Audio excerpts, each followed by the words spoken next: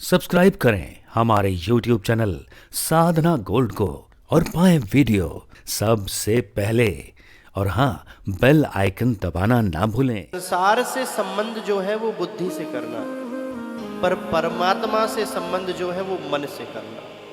संसार से अगर मन से संबंध करोगे, हमने दिल से रिश्ता निभाया था उनके साथ और उन्होंने हमारे साथ ऐसा धोखा कर दिया, व्यापार में ये कर दिया, दोस्ती में ये कर दिया, परिवार में ये कर दिया।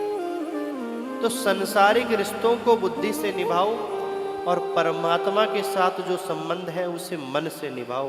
जीवन में कभी मार नहीं खाओगे, बस थोड़ा सा उलट फेर कर दो। एक बार एक व्यक्ति बहुत बड़े दूध के व्यापारी थे, उनके मित्र उनसे मिलने आए तो दूध के व्यापारी से रामा श्यामा हुई। देखा तो दूध के व्यापारी ने बहुत गंदा कुर्ता पहना हुआ था। बोले इतना गंदा कुर्ता? बोले हमारे दादाजी का कुर्ता है और हमारे यहाँ परंपरा है कि दादा का कुर्ता ही पहनकर दूध बेचते हैं तो व्यापार अच्छा चलता है। तो उस मित्र ने कहा एक आध कुर्ता तुम भी तो बनवा लो, तुम्हारा पोता क्या पहनेगा, ये कुर्ता तो फट जाएगा कुछ दिन के बाद। हाँ ये तो मैंने सोचा ही नहीं। गया फटाफट कपड़े की दुकान पे, भैया 3 मीटर कुर्ता का कपड़ा दे दो।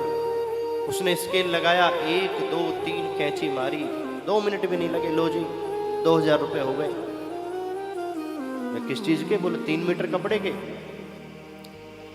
बोले मैं कैसे मानूं ये 3 मीटर है? बोले आपके सामने ही तो नापा है। मैं नहीं मानता। दुकान वाले ने स्केल दूध वाले व्यक्ति को दे दिया, लो भैया आप अपने हाथ से नाप लो। बोले इससे नापा जाता है कपड़ा?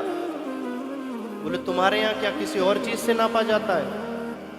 बोले तुम 3 मीटर कपड़ा नापकर अपने आप को बहुत बड़ा बुद्धिमान समझते हो। मैं दिन भर में 10,000 लीटर दूध नाप देता हूँ। और किससे नापता हूँ? लीटर से नापता हूँ। तो जब तक मैं लीटर से तुम्हारे कपड़े को नहीं नाप लूंगा तब तक मैं नहीं मानूंगा ये 3 मीटर, में पैसे नहीं दूंगा। दुकान में भीड़ इकट्ठी हो गई। कैसा पागल व्यक्ति आया है कि स्केल से नापने वाली चीज को लीटर से नापने के लिए बोल रहा है। अगर कोई लिक्विड नापना हो तो ही तो आप लीटर से नाप पाओगे, कोई कपड़ा थोड़ी नाप सकते हो। यही स्थिति हमारा संबंध भगवान से है कि हम बुद्धि से नापने वाली चीज को मन से नाप रहे हैं और मन से नापने वाली चीज को बुद्धि से। लेकिन जब आप पूरे उत्साह के साथ इस उत्सव में प्रवेश करेंगे, झूमेंगे, नाचेंगे, तब आप मन से तो परमात्मा से संबंध जोड़ लेंगे। नाना प्रकार के जंजालों से मन को हटाकर और बुद्धि से इस संसार से संबंध जोड़ेंगे कि किसी ने आपको अपशब्द भी कह दिया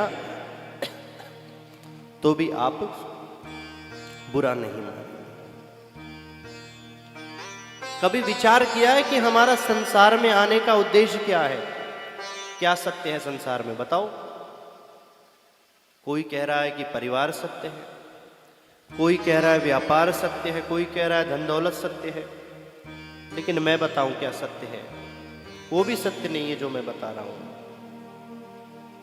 कोई व्यक्ति नौकरी कर रहा है, 1 लाख रुपए सैलरी मिल रही है, 40,000 रुपए से मकान का किराया भर दिया, 20,000 का राशन ले आया, 20,000 में बच्चों की फीस भर दी, 20,000 सेविंग अकाउंट में डाल दिया। करते करते 60 साल के हो गए, रिटायर हो गए, पैसा मिल गया, पेंशन मिलने लगी, और बुढ़े हो गए, बीमार हो गए, बच्चों ने हॉस्पिटल में डाल दिया, 10-5 लाख रुपए वहाँ पर खर्च हो गए और हॉस्पिटल में प्राण निकल गए। क्या हो गया? गोविंदाय नमो नमः। अब खिलाए जा रहे हैं आपके नाम के दाने कबूतरों को। जिन बच्चों ने कभी पानी के लिए भी नहीं पूछा, वो आज कबूतरों को दाना खिला रहे हैं। हाँ, पिताजी के नाम के हम दाने खिला रहे हैं।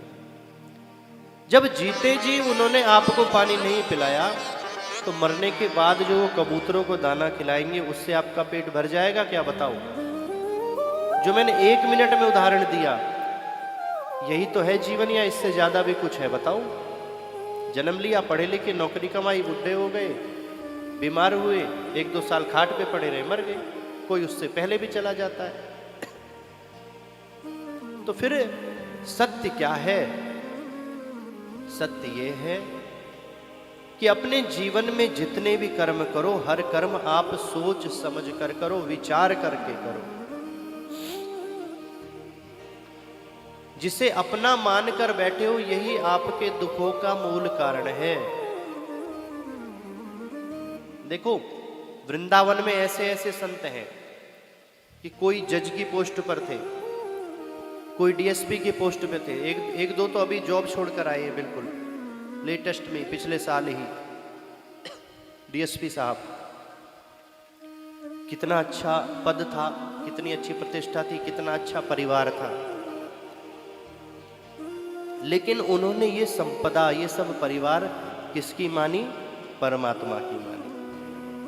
अगर आप भी अपनी सारी सांसारिक वस्तुओं को परमात्मा का मानोगे, आपको मैंने सुनाया था कि एक सेठ जी थे और एक मुनीम था। सेठ जी को करोड़ों का फायदा हो तो भी मुनीम पे कोई फर्क नहीं पड़ता, 100-200 रुपये इनाम मिल जाएगा, और करोड़ों का नुकसान हो तब भी मुनीम जी पे कोई फर्क नहीं पड़ता, तनख्वाह उसी तारीख को मिलती है। तो आपको विचार करना है कि आपको ये जो सारी संपदा है संपत्ति सब रघुपत के आही, आपको इस संसार का मुनीम बनना है कि आपको इस संसार का सेठ बनना है। अगर मुनीम बनोगे तो कुछ प्रॉफिट होगा तो थोड़ा बहुत इनाम मिल जाएगा, और लॉस होगा तो आपको कुछ नहीं देना पड़ेगा। आज हरिद्वार के संत हैं हमारे बड़े प्रेमी स्वामी श्री रविंद्रानंद जी महाराज, उनका मैसेज आया, मैंने पढ़ा तो 2 शब्द उन्होंने बहुत अच्छे लिखे थे। जिंदगी कुछ साल के लिए हमें लीज पर मिली है, और हम किस चक्कर में पड़ गए? लीज के साथ साथ उसे रजिस्ट्री कराने के चक्कर में पड़े हैं। आखिरी सांस तक रजिस्ट्री करा नहीं पाओगे और लीज का सुख नहीं भोग पाओगे, ठीक है, अगर रजिस्ट्री के चक्कर में पड़ गए। ध्यान रहे, धरती पर हम मेहमान हैं, मालिक बनने की कोशिश ना करें। जिंदगी भर मालिक बनने की कोशिश करते रहोगे, मालिक बन नहीं पाओगे और मेहमानी का भी आनंद नहीं उठा पाओगे। इसलिए इस संसार से अगर संबंध को मन से जोड़ोगे तो दुख ही दुख पाओगे। बेटा नहीं सुनता, बेटी नहीं सुनती,